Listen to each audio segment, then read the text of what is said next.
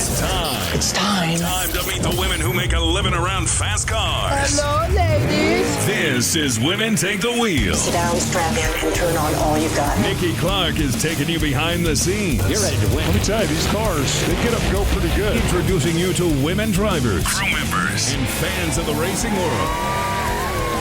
Plus, Nikki is bringing you the latest racing news in Indiana and beyond. We're going to bring it to you from the tower as they get ready to pull into the beam. From the All Indiana Podcast Network. All right, strap yourselves in. Getting off the track and in your ears. This is Women Take the Wheel. Come on, baby. With your host, Here we go. Nikki Clark. Hi, I'm Nikki Clark, your host for Women Take the Wheel here on the All Indiana Podcast Network. On today's episode, I talk with professional race car driver Pippa Mann. Learn about her new movement to help empower and help other women drivers called Shift Up Now. Your day moves fast. Your news should too. That's why there's a new and improved Wish TV app bringing you more local news, breaking alerts, live streaming, weather forecast, radar, and Indiana sports all in one place. Customize your news feed to see the stories that matter most to you and get the information you need when you need it. Download the new and improved Wish TV app today on iOS or Android and take News 8 with you everywhere. Okay, and welcome to Women Take the Wheel. And today we're talking to IndyCar driver, well, actually she's driven many, many cars, but we're talking to Pippa Mann today. Hey, how are you doing? Hi, I'm good. Thanks for having me on the show. Now, you've been at this a long time. So when did you start racing? Well, I don't mean it that. I mean, you're young, but I mean, you started at a young age, though. When did you start racing? So actually, in racing terms, I didn't start young at all. I didn't get my first go-kart until I was 13 years old. And, you know, most kids start at about 6 or 7 years old. And that's because I come from a non-racing family. So, you know, we really had no idea, and we thought 13 was plenty young. Wow. Yeah, I know. I've talked to people who are like, yeah, I started at 8. And I'm like, are you kidding me? What made you want to get into racing? Did you just watch it one day and be like, I want to do that? So my dad is a race fan, and I grew up watching racing. And, you know, I've always enjoyed the need for speed, even as a little girl riding in the passenger seat of the car. Nice. And when did you actually, you know, like, when was your first race, like your first big race? How old were you when you did your, like, first, I'm up here competing with the guys?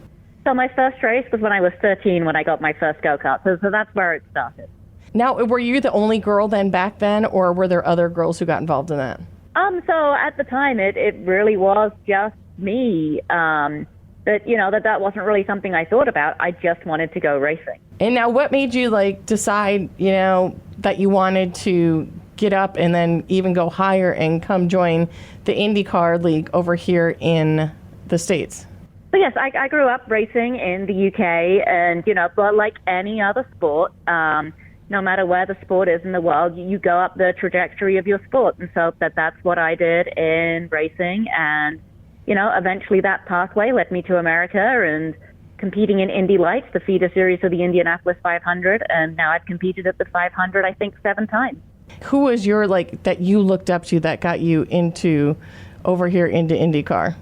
So as a race car driver, one of the things you do is you have to follow where the career path leads you. And for me, that led me out here to America to race in Indy Lights, and that then gave me the opportunity to compete at my first Indianapolis 500. So back in 2011, coming off a very successful year in Indy Lights, I managed to persuade one of the team owners of one of the smaller teams, Eric Bachelard of Conquest Racing, to, you know, take a chance on me, and I repaid him by qualifying for that year's Indianapolis 500. Wow, and that is not an easy thing to do. And so, looking back in your career, what was your most memorable race so far, you know? I don't know. That's actually a very hard question to answer. I'm unsure whether it was my first Indy 500, whether it was the 100th running, or it might have even been the last Indy 500 I got to do in 2019 when I was driving for Clausen Marshall Racing. Tim Clausen being the father of a former teammate of mine, Brian, who passed away. And the car that I was driving that year was the Driven to Save Lives car, which is a campaign around organ donation and transplantation run by the Indiana Donor Network. specifically aimed at, making sure race fans have that little heart on their license are signed up as donors, and it's in honor of my friend who isn't here anymore, Brian. So that whole experience was pretty emotional, needless to say. And so it's hard to top that year, I think. Yeah, he was a wonderful man, too. My friend worked with him, and he's such an incredible guy. Yeah. Now, who was your hero? I've asked different women, who is your hero that you looked up to in your race? Did you have like a hero where it's like, and then you finally got to meet him? So growing up in the UK, there really weren't any other women in racing. There weren't women competing in Formula One. There still aren't women competing in Formula One. There were almost no women on the feeder series. I was sort of the one trying to make my own pathway. However, my dad sent me a article that was printed about Sarah Fisher when she won the pole and finished second at Kentucky in that year's IndyCar race. And that was when I first really started paying attention to IndyCar, because finally there was somebody, like me, whom I could actually see visibly doing what I wanted to do. So that was a very cool moment for me personally. Needless to say, Sarah in person is even cooler in real life than you would think she is. And I am the very, very proud owner of a Sarah Fisher helmet that sits downstairs in my basement. Ooh, that is very cool piece of memorabilia to have. And now I'm really impressed. You have this new website and everything and social impact. So talk to me now about what you're doing with your fellow female drivers and what you're doing to encourage others now. So one of the big things that has changed over the past several years is that more and more female drivers have sort of gotten fed up, for want of a better word, of being, kind of pitched against one another, often by the media and by outside forces. And we're like, hang on a minute. We have more in common with each other than we have with almost anybody else on these grids. And more of us started exchanging telephone numbers. We started talking to one another more often. We started trying to figure out ways to work together. And this summer, I and my good friend Shay Holbrook took over the management of a group called Shift Up Now. Yes. And our new website launched on December the 1st. And basically, Shift Up Now is a collective of women who are working together to try and make a difference. Not only for ourselves, not only for the younger women who are part of Shift Up Now, but also for those who come after us. We want the young girls to know that they're not alone and there are women out there. We want companies to take notice of what we're trying to do so that more women can continue their careers in racing and not drop out of the racing ladder due to lack of funding. We want to try and make an impact that lasts beyond ourselves. And we actually set up membership on our website, shiftupnow.com, where people can join our community, whether they're male, female, racer, race fan. And they pay $100 a year to do that. And what that allows us to do is that allows us to then create resources for this community. So a little bit at a time. And the first thing we're doing actually is in January, we have our first fan forum webinar online. Trying to get a bunch of racing drivers to nail down a date was like trying to herd a bunch of cats. Oh, yeah, been there. But we got it, and we got the date nailed down in January, and we've already had really good sign up for that, and we're really looking forward to meeting some of the first people in our membership community, which again is made up of both race fans and younger racers who, literally want to meet us, want to ask us questions. And so to me, that's really cool that we're figuring out how to make this connection to that younger audience.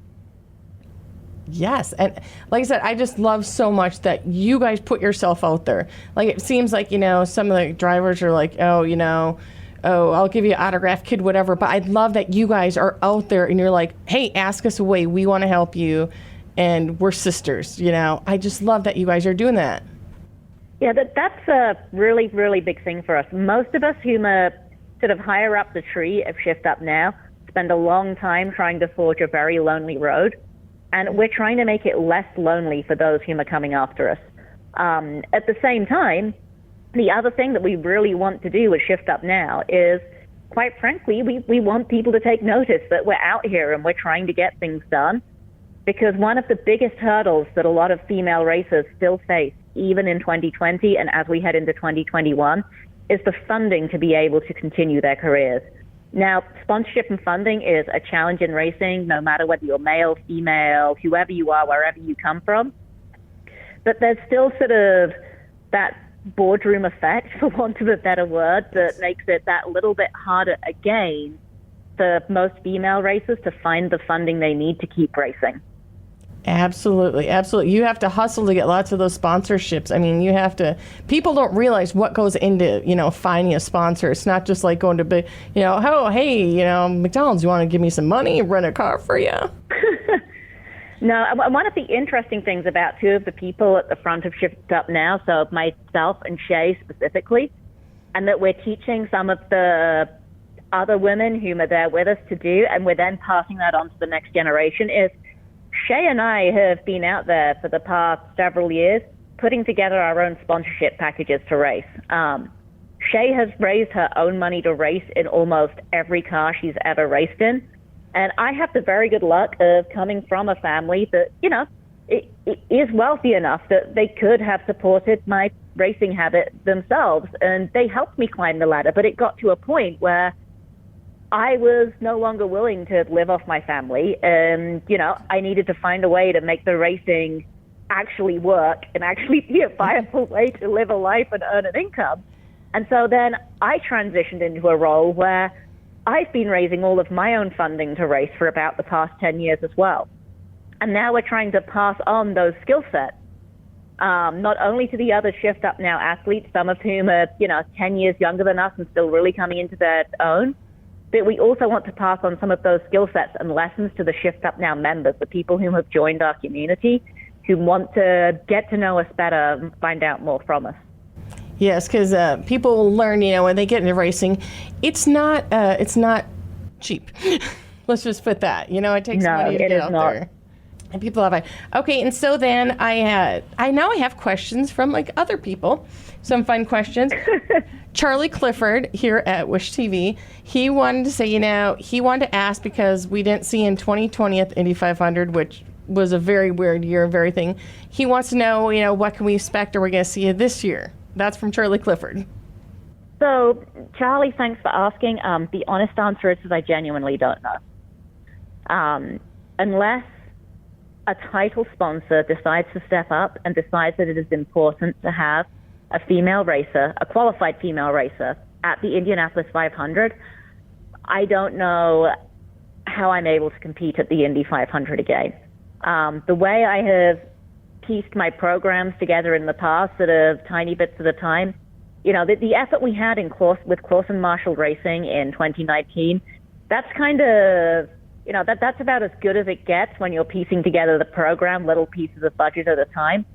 So unless there's some company out there who really believes in equality, who believes that men and women do race as equals, and who wants to back that message on a big stage rather than just talk about it in their advertising, I don't know how I get back to the race. And that's one of the sort of the philosophical problems that we're trying to solve at Shift Up Now by banding together. Gotcha. That is, like I said, I have friends too. It's like I'm trying to teach how to put together sponsorship packages because it's so much work to do, and you have to know what the sponsors are looking for. So that is a great one. And I have now, because we have a common friend, Emily DeVito, and okay. she said absolutely. That you are a notorious foodie. This is true. So where are your favorite places to eat in Indianapolis then? It's been so tough on local restaurants, and to be honest with you, several of our favorite places have actually closed down during the pandemic. But we hope people that will, continue to support local. My husband and I, we really like Siam Square and Bluebeard Indy, Myelina.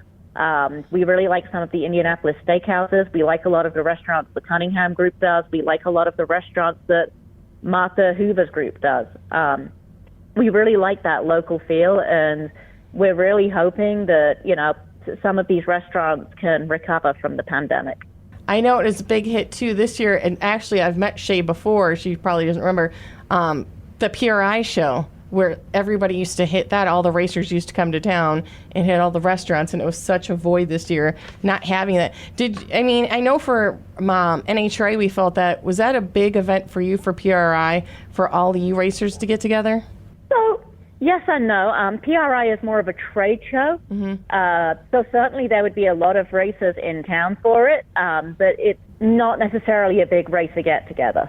Gotcha. Okay, I was just curious, but I'll probably cut that out too. But I just didn't know because, like, for some of the other forms of racing, they're like, "Oh my God, we weren't in Indy this year for December, and it's just killing us."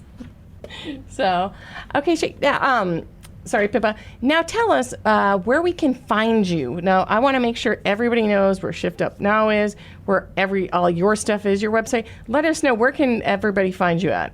So I'm really easy to find on social media. I'm just at Pippa Mann on Instagram, on Twitter, and Pippa Mann on Facebook. Look for the little blue check mark. If there's no blue check mark, it's not me. Thank you for clarifying that, applies, yes. Yeah, and that applies to all three of those sites. My personal website is pippamann.com. And then for Shift Up Now, kind of the same thing. Just at Shift Up Now on Instagram, at Shift Up Now on Twitter, Shift Up Now on Facebook. We don't have a blue check mark yet, but as of right now, we are the only Shift Up Now as long as you're searching for us in that way. And the website is shiftupnow.com. And is there anything you want to say to a young girl out there who's like, I want to be like Pippa, I want to race? Do you have a message for her? Be really determined and be prepared to work really hard and know that you're not alone. We're out here and we want to try and support you. I love that. Thank you so much for coming on today, Pippa. It's so much. And I'll admit, I'm learning about IndyCar, and I appreciate talking to people like you who can teach me more about that. And we really hope we get to see you out in the track in the Indy 500 this year. And thank you for all you do for all the girls. Thank you.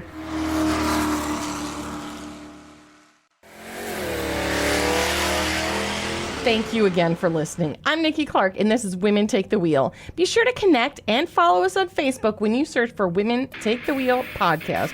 And be sure to follow and subscribe to this podcast right now on the All Indiana Podcast Network. From the All Indiana Podcast Network, this is Women Take the Wheel with Nikki Clark. Follow and subscribe to this podcast now and discover even more great podcasts on the All Indiana Podcast Network. Online at allindianapodcastnetwork.com. allindianapodcastnetwork.com.